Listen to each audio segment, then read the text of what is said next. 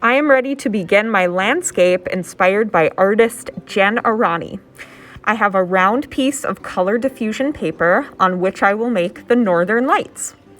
First, I'll use this Sharpie pen to write my name on the circle.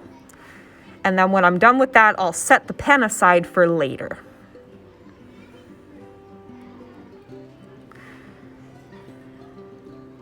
Now I will choose some markers in analogous colors for my northern lights. So remember, analogous colors are groups of colors that sit next to each other in the color wheel and they blend really nicely together. I'll choose green, light blue, and dark blue. Often the northern lights look like zigzags of color in the sky. So I will color in a zigzag line pattern, and I'm going to make sure to fill the whole circle. The more color, the better.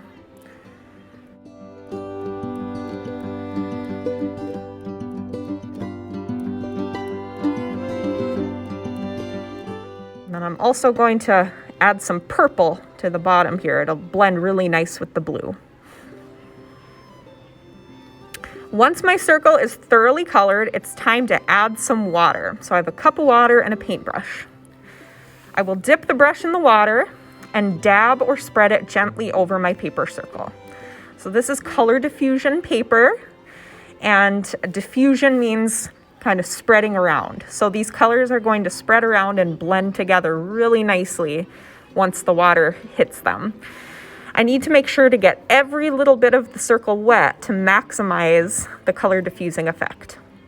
And you can see my colors are already blending and swirling together a lot like the northern lights.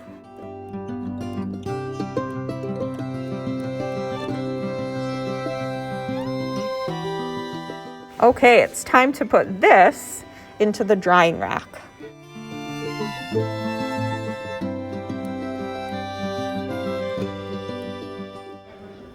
Now I will begin my black and white landscape drawing. I have a piece of paper with a big circle on it and a handout that will guide me through my drawing.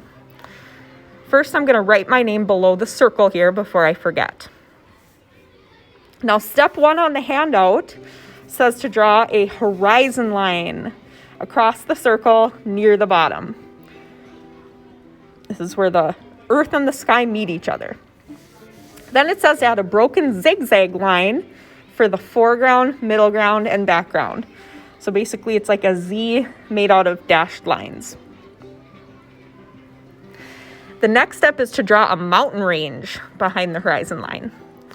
Your mountain range doesn't have to look exactly like the one on the handout, and mine doesn't either. Now it says to add a shadow line on the left side of each mountain, and then to add lines for trees.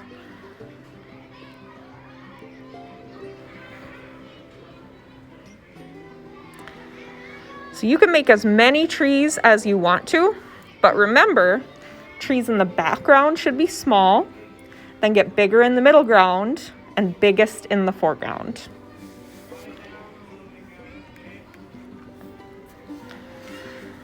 Next, the handout says to add shading in the mountain shadows and texture to the mountains to make them look rough and rocky.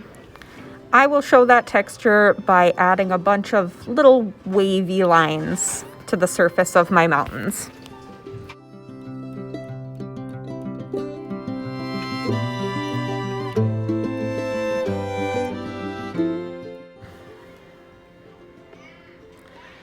Finally, I'm going to add some branches to the trees.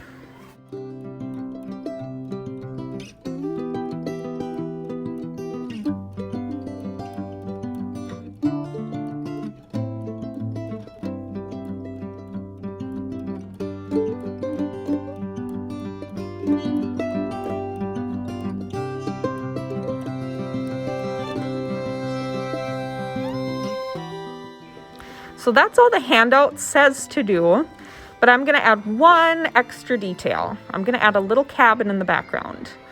You can add extra details too if you want.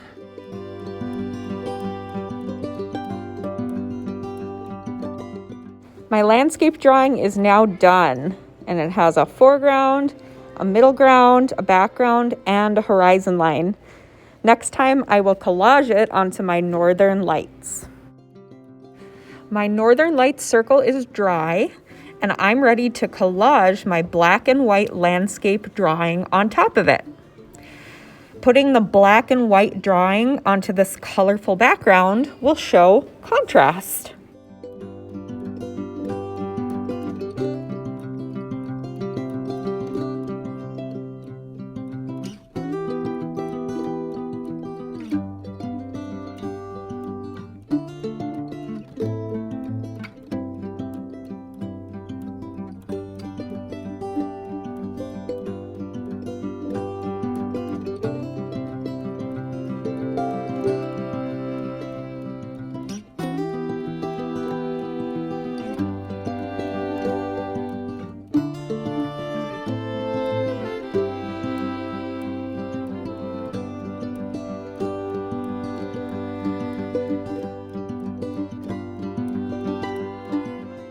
Once my landscape and Northern Lights are collaged together, I will glue the whole thing onto a piece of colored paper for presentation.